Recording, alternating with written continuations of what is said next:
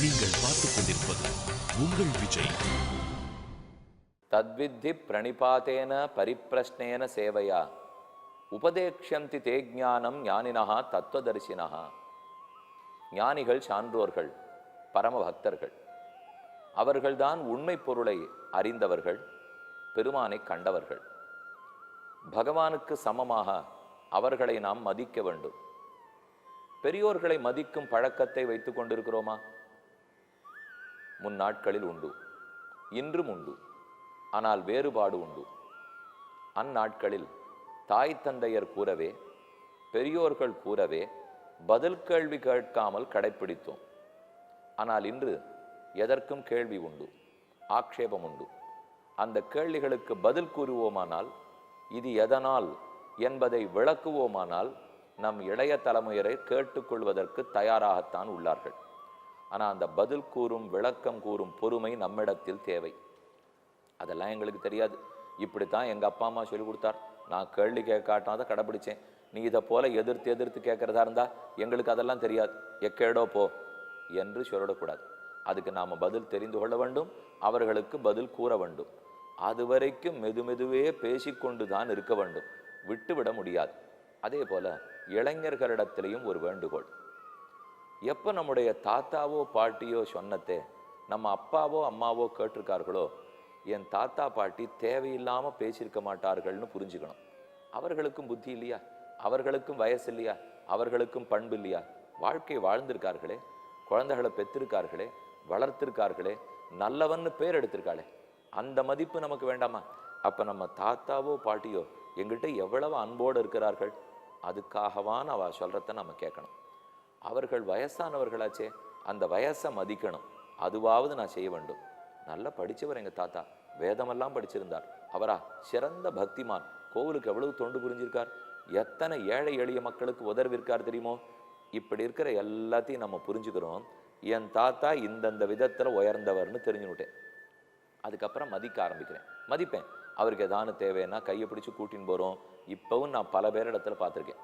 தாத்தா பாட்டிக்கு உடம்பு சரியில்லை, இல்லை வீல் சேரில் தான் வரணும், கீழே உட்கார முடியாது, கையை பிடிச்சி ஒருத்தர் கூட்டின்னு போனோம்னா அவரவர்கள் பிள்ளை பெண்ணு கூட்டி கொண்டு போவார்களோ இல்லையோ, பேரம்பேத்தி கண்டிப்பாக கூட்டின்னு போவார்கள்.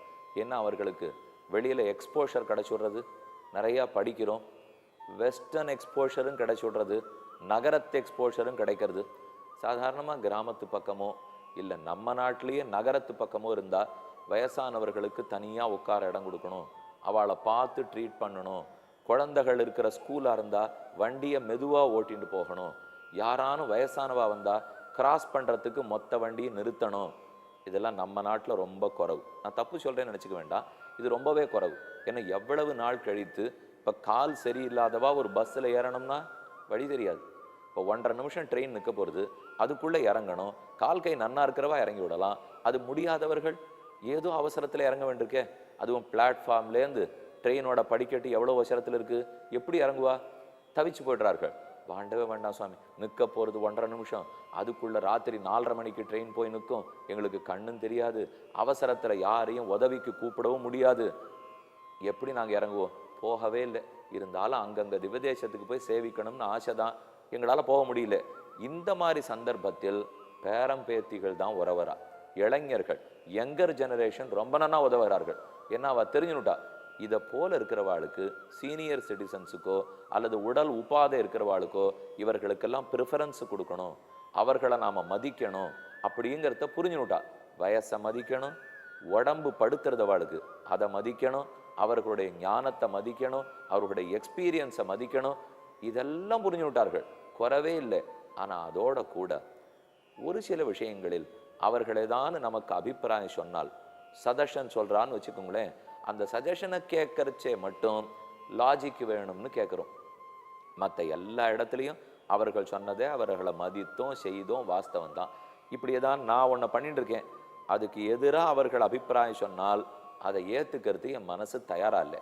அது நீங்கள் பழங்காலம் தான் அவரே, பழங்காலம் தான் எங்கள் அப்பாவே, அந்த பழங்காலத்தவர்கள் பெற்று தான் நானும் பிறந்திருக்கேன். அதனால் ஒரே ஒரு வேண்டுகோள், நீங்கள் பழங்காலம் இந்த காலத்துக்கு கவைக்கு உதவாதுன்னு மட்டும் சொல்லிடாதீங்க.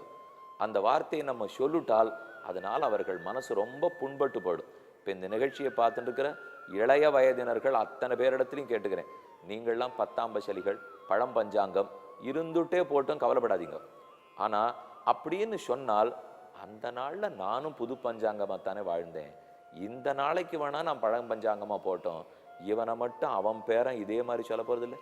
என் பேரன் இன்னைக்கு என்னை பார்த்து பழம் பஞ்சாங்கன்னு விட்டான், அவன் பேரன் அவனை பார்த்து சொல்கிறதுக்கு இன்னும் 40-50 வருஷம் தானே இருக்குது என்று அந்த சீனியர் சிட்டிசன் நினச்சிக்கலாம் இல்லையா? இந்த வார்த்தையை பிரயோகப்படுத்திக்காதீங்கன்னு கேட்டுக்கிறேன்.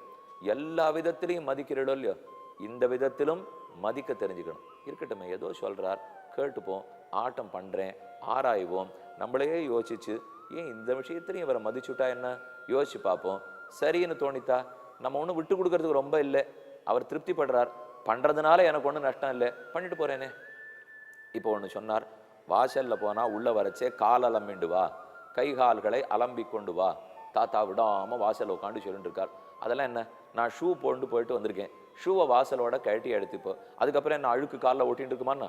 நீங்கள்லாம் உங்கள் காலத்தில் வாசலில் காலால் நடந்தீர்கள், அதனால் காலலம்பி கொண்டு வந்தீர்கள். இப்போ நான் ஷூவால் நடக்கிறேன், அப்போ நான் எதுக்காக காலலம்பிட்டு வரணும்? இதெல்லாம் 10ஆம் பசலித்தனம், இது வேண்டான்றேன். இப்போ வாசலில் குழா வச்சுருக்கோ பக்கெட் வச்சுருக்கோ கால் அலம்பிண்டு வான்னு சொல்கிறார். இப்போ நான் அலம்பிண்டு வந்துட்டதுனால என் கால் தேஞ்சு போட போகிறதா, ஏதானு நஷ்டமாயிட போகிறதா? ஆனால் அந்த சமயத்தில் ஒரு திருப்தி, ஒரு நிம்மதி என் தாத்தாவுக்கு நான் கொடுக்குறேன் பாருங்க. அந்த பாட்டி அதில் திருப்திப்படுறாரோ இல்லையோ, என் பேரன் நான் சொன்னபடி கேட்டான் அப்படின்னு அவன் நினைக்கிறாளோ இல்லையோ, அந்த நினைவை அந்த திருப்தியை நாம் கொடுக்க வேண்டும். புரியறதுக்காக ஒரு பாட்டு மட்டும் சொல்கிறேன். மண்ணு குறுங்குடியாய் வெள்ளரையாய் மதில் சூழ் சோழமல கரசே என் அவலம் களைவாய். பெரியாழ்வார் பாசுரத்தில் சாதிக்கிறார், உன்னையும் ஒக்கலையில் கொண்டு தமிழ் மருவி உன்னோடு தங்கள் கருத்தாயனகள் செய்து வரும் பெண்கள். கோபிகா ஸ்திரீகள் எல்லாம் கண்ணன் சிறு குழந்தையா இருக்கிறச்சே எடுத்து தங்க மடியில் உட்காந்து வச்சுப்பாளாம். உட்காந்து வச்சுன்னு யசோதே கொஞ்ச நாள் எங்கள் வீட்டுக்கு கூட்டின்னு போயிட்டு வரும் அப்படின்னு சொல்லிட்டு அழைச்சின்னு போறா. வீட்டில் கொண்டு போய் குழந்தைய உட்காந்து வச்சுன்னு கொஞ்சரா, கண்ணன்ட்ட பேசுறா, ஆடுறா, பாடுறா, கட்டிக்கிறா, முத்தமிடுறா, இதெல்லாத்தையும் பண்ணுகிறார்கள். பண்ணிட்டு திரும்ப குழந்தை யசோதே உன் குழந்தையோட கொஞ்சிவிட்டேன், இந்தா உன் குழந்தைய நீ ஜாகிரதையா பார்த்துக்கோ என்ன விட்டுட்டு போடுவாளாம்.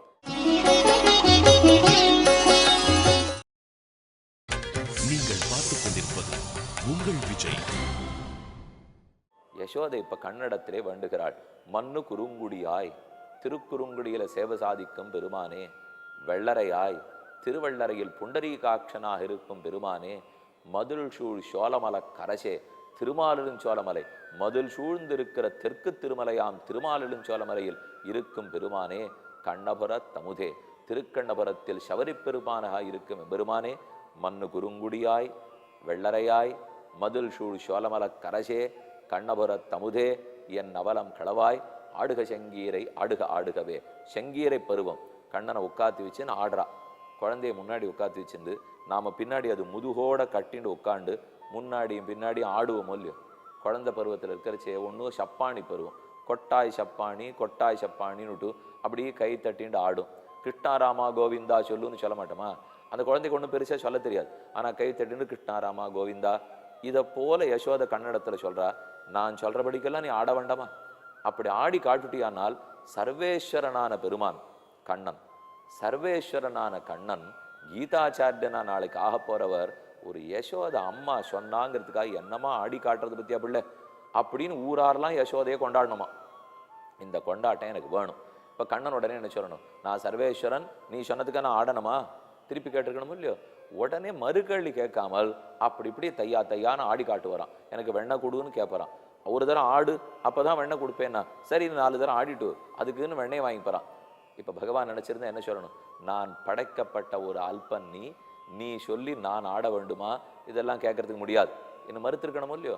ஆனால் யசோதா அதை தான் கேட்டுக்கிறா, மறுக்காம நான் சொன்னபடிக்கு நீ ஆடி காட்டினியானா பெருமான் இவளுக்கு பிள்ளையா பிறந்துட்டு ஒரு தாய் சொல்லை தட்டாம பகவான் என்னமா ஆடி இருக்கான் பத்தியா, அதுன்னா யசோதைக்கு பெருமை, நன்னா பிள்ளைய பெற்றிருக்கா அப்படின்னு எனக்கு ஒரு பேர் கிடைக்கணும். என்ன யசோதை சொல்லிக்கிறா, இந்த பேர் கிடைக்கணும்னு ஒரு தாய்க்கும் விருப்பம் இருக்கும். தன் மகனோ மகளோ எவ்வளவு உயர்ந்தவர்களாக இருந்தாலும் நம்ம ஆசைக்காக சொல்லணும். ஒரு விஷயம் புரியறதுக்கு சொல்றேன், எத்தனையோ ஆசை தேவையில்லாத ஆசையா கூட இருக்கட்டும், நமக்கு பிடிக்காத ஆசையா கூட இருக்கட்டும், ஆனா கொஞ்சம் அந்த இடத்துல நாம விட்டு கொடுத்து தான் ஆகணும். இளைஞர்கள் அதை விட்டு கொடுத்தா தான் நாளைக்கு நமக்கு நம்ம பிள்ளையும் பேரனும் விட்டு கொடுப்பார்கள். நான் பல இடத்துல இந்த சண்டை பார்த்துருக்கேன். சாப்பிட்றதுக்கு உட்கார்ந்து கொண்டிருப்போம், இன்னைக்கு இருக்கிற பெண்களாக இருக்கட்டும் ஆண்களாக இருக்கட்டும் ரொம்ப ஹெல்த் கான்ஷியஸ். அதுவும் கொஞ்சம் கூட வெயிட்டு போட்டுறக்கூடாதுங்கிறதுலே எல்லாருக்குமே ரொம்ப ஆசை. துளி கூட போட்டுறக்கூடாது. ஆனால் அம்மா எல்லாருக்குமே என் பிள்ளை நன்னா சாப்பிடணும், என் பொண்ணு நன்னா சாப்பிடணும், இதில் தான் அவளுக்கு ஆசை. அதனால் தட்டோட சாதத்தை எடுத்துன்னு வரும், குழம்பு எடுத்துன்னு வரார்கள், கறி அமுது அதாவது காய்கறி எடுத்துன்னு வரார்கள், தள்ளுவார்களோ இல்லையோ, போரும்ன்றச்சே நிறுத்தாமல் இன்னொரு பாதி கட்டியை தள்ளுறது தான் அம்மாவுக்கு வழக்கம். முழுக்கட்டியை தள்ளுறது தான் பாட்டிக்கு வழக்கம். ரெண்டுமே உங்களுக்கு தெரியும். பாதி கட்டி ஏன்னா கொஞ்சமான நமக்கு பக்கத்தில் ஜெனரேஷன் இல்லையா, அதனால் பயம் பொண்ணு என்ன கத்துவணுட்டு, அதனால பாதி கட்டி.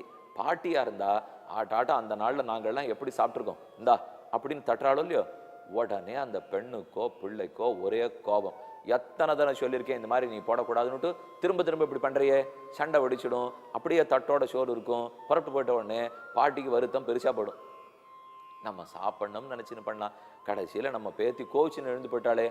இந்த இடத்துலலாம் தான் நம்ம கொஞ்சம் பெரிய மனசோட நடந்து கொள்ள வேண்டும். அவர்கள் அந்த நாள் வாழ்ந்து பழக்கப்பட்டவர்கள், அப்படியே போட்டு பழக்கப்பட்டவா. அந்த உள்ளத்தை நாம் புண்படுத்தக்கூடாது. எத்தனையோ விஷயத்தில் நீங்கள் புண்படுத்துறது இல்லை, இன்னைக்கு தெரிஞ்சுட்டு தான் நடக்கிறீர்கள். ஆனால் இதை போல ஒரு சில விஷயத்தில் ஆட்டமே நம்ம பேரில் இருக்கிற அன்புனால தானே ஒரு தரம் சொல்லுவோம், 2 தரம் சொல்லுவோம், 4 தரம் சொல்லுவோம், முன்னாடியே சொல்ல ஆரம்பிச்சிருவோம். தட்டை எடுத்துன்னு வரைச்சவே ஆச்சு. முந்தா நாளே உங்ககிட்ட சொன்னேன் வேண்டாம், நான் இப்போ பார்த்துட்டு இருக்கேன், பார்த்து போடுன்னு சிரிச்சுட்டே சொல்லுங்க. அதையும் கோபமாக சொல்ல வேண்டாம், அதையும் சிரிச்சுட்டே சொன்னால் அவர்களும் சிரிச்சுட்டே இன்னும் கொஞ்சம் போட்டுட்டு நிறுத்திடுவார்கள். போடாமல் போக மாட்டாவா, அதை இப்போவே சொல்கிறேன், போகாமல் மட்டும் போடுவாளோன்னு நினச்சிக்காதீங்க. அவர்களுக்கு அந்த பழக்கமே இல்லை. என்னமோ அதையும் சாப்பிட்டு நம்ம நன்னா புஷ்டியாக இருக்கணும், நாளைக்கு வாழ்க்கை நன்னா இருக்கணும்னு எதிர்பார்க்குறாளோ இல்லையோ. அப்போ பெரியோர்களை எல்லா விதத்திலும் மதிக்க கற்றுக்கொள்ள வேண்டும். மதித்தால் எனக்கு என்ன லாபம்? இப்போ இது விட்டு கொடுத்தனால எனக்கு என்ன சுவாமி லாபம்ங்கிறீங்களா? இருக்கே, அந்த பெரியவனுடைய ஆசீர்வாதம் எனக்கு கிடைக்குமே, அதுதானே என் வாழ்க்கையை வளம் பெற செய்ய போகிறது. அவ கொடுக்குற ஆரோக்கியம், அவர்களாலெல்லாம் எனக்கு ஆரோக்கியம் கொடுக்க முடியாது சுவாமி. எங்கள் பாட்டிக்கே நடக்க முடியல, ஆரோக்கியம் இல்லை. இப்போ அவள் ஆசீர்வாதம் பண்ணியா எனக்கு ஆரோக்கியம் விட போகிறது? நினச்சிக்காதீங்க. அவள் உடலில் ஆரோக்கியம் இல்லாமல் இருக்கலாம், உள்ளத்தில் இருக்கிறது. அவளுக்கு இருக்கிற பக்தியோடைய பெருமானிடத்தில் நான் நன்னா இருக்கணும்னு வேண்டிக் கொண்டால் கண்டிப்பாக நான் நன்னா இருக்கத்தானே போகிறேன். பெருமான் அதை விட்டே கொடுத்துட மாட்டார். ஆக பெரியோர்களை எல்லா விதத்திலும் மதிக்க கற்றுக்கொள்ள வேண்டும். இதனால் நமக்கு நஷ்டம் இல்லை. எப்போதாவது அவர்கள் சொல்கிற சஜஷன்னாலே ஒப்பீனியன்னால நஷ்டம் வரப்போகிறதுன்னு வச்சுக்கோ, அப்போ டிபேட் பண்ணுவோம். நான் உடனே கண்மூடித்தனமாக மூடணும் ஒத்துக்கணும்னு சொல்லவே இல்லை. அப்போ டிபேட் பண்ணுவோம்.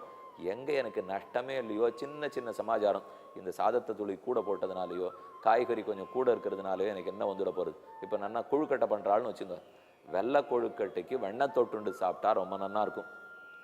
அப்போ நோன்பு வந்திருக்கு, அதனால் வெள்ளை கொழுக்கட்டை பண்ணார்கள். அது வெள்ளை கொழுக்கட்டையை கொண்டு வந்து போடுவா. வெண்ணெயை கூட கொஞ்சம் போட்டுவிட்டா, வெண்ணெய் சாப்பிட்டுட்டா வெயிட்டாச்சே. அது எல்லாரும் இப்போ ஹெல்த்தை பற்றி ஒரே கவலை, அது ஒரே கொலஸ்ட்ரால், அது சுகர் வந்துடும், அது வெயிட் போட்டுரும், ஃபேட் வந்துடும், வேண்டாம்னா அந்த கொழுக்கட்டையை வெண்ணெயை சாப்பிட்டு தொட்டுண்டு சாப்பிட்டு பாரு. ஏன்னா அவள் சாப்பிட்ருக்காளோ இல்லை தன்னோட 20 வயசுக்கு, எப்போ 80 வருஷத்துக்கு முன்னாடி. இப்போ என் பாட்டிக்கு 80 ஆச்சுன்னா அவளோட 20 வயசுலே அந்த வெண்ணெயை தொட்டுண்டு சாப்பிட்டுட்டு நன்னா இருந்திருக்கு. இதே அனுபவத்தை என் பேத்திக்கு கிடைக்கணும்னு அவள் ஆசைப்படுறா. ஆனால் பேத்திக்கு இப்போ வெண்ணெயை கண்டாலே பயமாக இருக்குது. அதனால தான் வேண்டாம் வேண்டான்னு சண்டை வருது. கொஞ்சம் வெண்ணெயை போட்டுட்டு தொட்டுட்டு சாப்பிட்டுட்டு போவோமே, ஒன்றும் ஆகிட போகிறது இல்லை. இப்போ இன்னொரு 2 சுற்று ஓட்ட பயிற்சி போயிட்டு வந்தால் போச்சு. அந்த நான் சொன்னதை அவள் கேட்டுட்டாங்கிற திருப்தி கிடைக்கும் இல்லையோ. இதை போல சிறு சிறு திருப்திகளை பெரியோர்களுக்கு கொடுக்க வேண்டும். இதை பீஷ்மர் எதிர்பார்த்தார், துரோணர் எதிர்பார்த்தார், சல்யன் எதிர்பார்த்தான், அதே சஞ்சயன் எதிர்பார்த்தார், திருதராஷ்டிரனை எதிர்பார்த்தார், அக்ரூரர் எதிர்பார்த்தார், விதுரர் எதிர்பார்த்தார். யார் எதிர்பார்ப்புக்கும் துரியோதனன் செவிசாய்க்கவில்லை. இவா எல்லாரும் என்ன சின்ன சின்ன விஷயத்திலையா பெரியவர்கள்? ஒத்தொத்தரும் ஒன்னொன்னுல ஜாம்பவான். இதுல ஜாம்பவான்னு சொல்ற போது அப்படின்னா ரொம்ப வருஷம் இருந்து அதுல அனைத்தும் தெரிந்தவர்னு அர்த்தம். பாரார சொல்ல போறாரு தெரியுமா? வித்யா சீல வயோவிருத்தான்னு, படிப்பில் பெரியோர்கள், ஒழுக்கத்தில் சிறந்தோர்கள், வயதில் பெரியோர்கள், புத்தி விருத்தாஞ்ச பிரார்த்திவ, நல்ல திறமை புத்தியில் பெரியோர்கள், தன அபிஜாத, பணத்தில் பெரியோர்கள், அபிஜாத உயர்ந்த குலத்தில் பிறந்தோர்கள், விருத்தாஞ்ச நித்தியம் மூடஹா அவமன்யதே. இந்த எந்த பெருமையும் கணிசிக்காமல் மூடன் இப்பேற்பட்டவர்களை அவமதிக்கிறான். இது குற்றம். இதுல யார் எதுல பெரியவர்கள்? வித்தையாலே பெரியவர் துரோணாச்சாரியர், ஒழுக்கத்தாலே உயர்ந்தவன் சஞ்சயன், வயசாலே பெரியவர் பீஷ்மாச்சாரியர், புத்தியாலே மிகவும் உயர்ந்தவர் விதுரன், தனத்தாலே உயர்ந்தவர் சல்யன், துருபதன், விராடன் முதலானோர், அபிஜாதன் உயர்ந்த பிறவி கிருஷ்ணாவதாரம். இவர்கள் யாருடைய எதையாவது துரியோதனன் மதித்தானா? மதிக்காமல் தானே கெட்டே போனான்.